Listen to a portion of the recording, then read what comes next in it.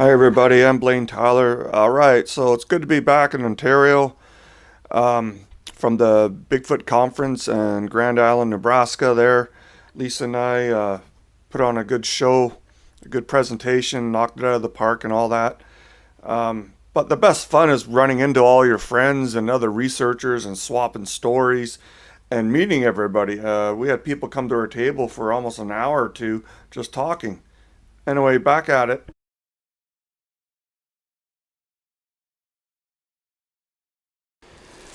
Alright, so just hiking in here, and I seen this kind of bizarro old print. Not that old actually, but what's bizarro about it is, okay, yeah, it might be one huge female left print, but when I got taken a closer look at the pictures, I think this is a double print. There's one going this way that maybe stepped over this one, or the other way around, where there's one going this way. And you see the toes, toe indents into the mud. I mean, there's nothing else like that here. So this is a left, so the big toe would be up here, by the end of my knife. And then this one was going, I mean, there's a chance it's just a deformed left of a big female because their feet curve. But it almost looks like there's another print going that way, like right here. And it's a double print, double Sasquatch print. There's toe indentations going up, straight up there and straight into there. And I was in here videoing the other day, and I can see them in my video. There's no threat to them in here. So unless you catch them like in the open, like that down there, they won't run or move. They just hunker down and try to get behind cover because they know they can blend behind cover. But I want to come back in and document that. Those are two different sizes. The big one is like 18 because my knife's 16.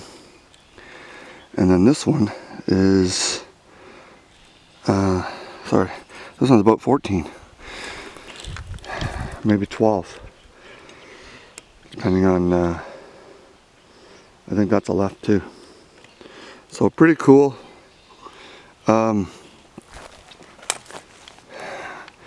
This has all been turned up, I guess. Maybe last year skunks got in here digging for those little white bugs that, you know, eat the grass. I'm trying to remember their name. But that's definitely at least one giant print, or like I say, it's a double print of two different sizes coming through here. So pretty cool.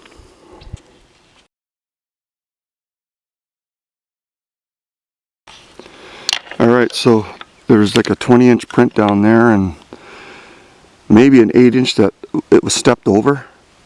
The 20-inch came second, but there seemed to be another heel strike from a smaller one. So then I snooped around here. Turn slow. And then this confirms it. I've seen lots of ones like that where there's some toe marks or some definition but not clear. But here's another 20-inch strike right there. It's only toe damage on the left, but that's not natural. That's not a natural imprint from just a rock or being. That's got like a 7-inch wide, 8-inch wide heel on it. And my knife's 16, and there's another 4 up back to the tape measure. So there's something with 20-inch prints. I think it's a female because it's curved. Males seem to be more square. There's something with 20-inch, a female with 20-inch prints in here. So 20-inch prints makes her around 9 feet or so. It's usually about half 20-inch print, 10 foot tall Sasquatch, but if it's a female, the height will be probably smaller, but over 9 anyway. It's pretty cool. Okay, I just walked past that boulder. I smell something. Maybe it's just a skunk. But usually you smell a skunk for like a certain amount of time. That is, you're crossing paths with it.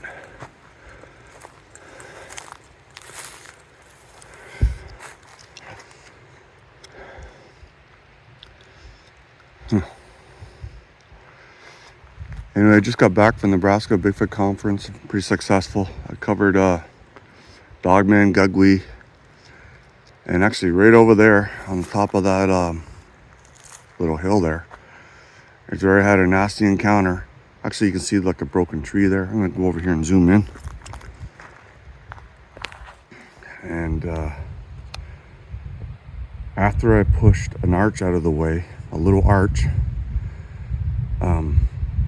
crack right beside my head on that tree right there in the middle after I passed the arch, which is kind of just in between those small ones.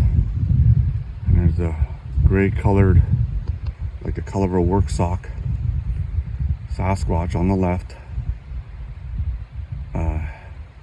just to my right, just behind my shoulder, and I froze. And then I'm unarmed, and this guy's being all nasty. So what I did was I sat there, stood there for a few minutes. It was probably trying to feed off my fear, so I was trying not to give it any. I walked up in there and behind the boulder and sat down on a log and started making taps, and that kind of freaked them out. So eventually, once they backed off and the dread was gone, I made my way back this way, and it followed me, making that, and I could smell it. I classified it as like dead skunk dipped in sewage. But I think it started following me on this side of the trail here, and then when the trail behind me goes over a little creek, you can probably hear it. It bends left, so he cut across there, and then when it bent right, he cut across the trail, and I'll show you that up there, and was still following me all the way back to the beginning of the trail to the car parking lot. And I'll show you that in a minute.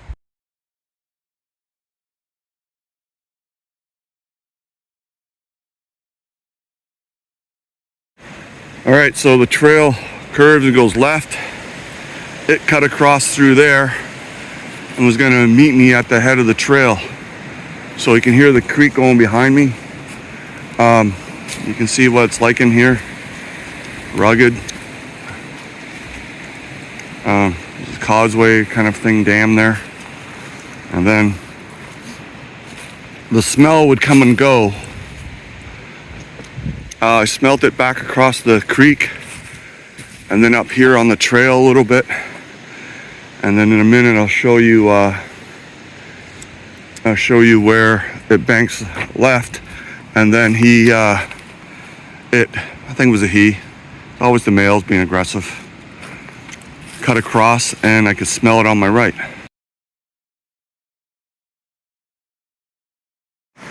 All right, something I want to mention, it was a big, powerful tree knock right beside my head that the bark from the branch it used shattered onto me. That's how close it was to me. But something at the time I didn't associate it with. That, and maybe two other times in here, powerful tree knocks that I had like a metallic sound to it, like a finish to it, like almost like someone was beating up a sign, but there's no metal signs in here. There's the odd wooden trail marker sign, but I didn't know that was attributed to the Dogman stuff. I didn't really get too much into it, otherwise if it crossed my paths, I'd just show. But, okay, so up here, it was down in here, stalking me. So I'm coming up here, and at some point, when I got up to that fallen log tree there, it must have crossed here and went up in there, and then I could smell it on my right as I was going around this bend on the old quad trail to the right. And This is in daylight. This is like a middle of the day. My mistake was on the way in, I seen the arch and I said, okay, yeah, activity, right? But then I wasn't getting anything else, so I did something stupid and I moved the arch out of the way on the way back, probably built by a little juvie. And one of the adult males took offense to me moving a juvie's arch. So then it was up in there following me, and I was walking on here and I could smell it switch sides because there's nowhere for it to be down here without being spotted. So it took the route of best cover and it went up there. And so it followed me right out here to this last little bend in the parking lot. Right there, it kind of the smell stopped right where that dead tree is right there. It might have been just in there, going from tree to tree hiding. But here I give it kind of heck for stalking me.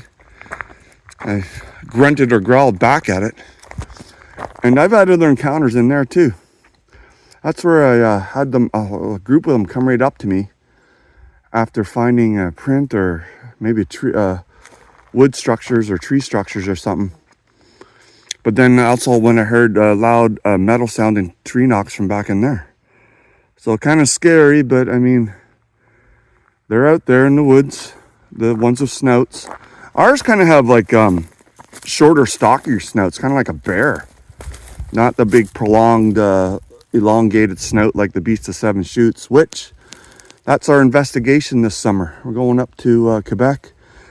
Just like last year, we went to Kiosk with the famous Highway 17 or whatever it is, one in the ditch. So we're going to investigate the Beast of Seven Chutes this year. So pretty cool, scary cool.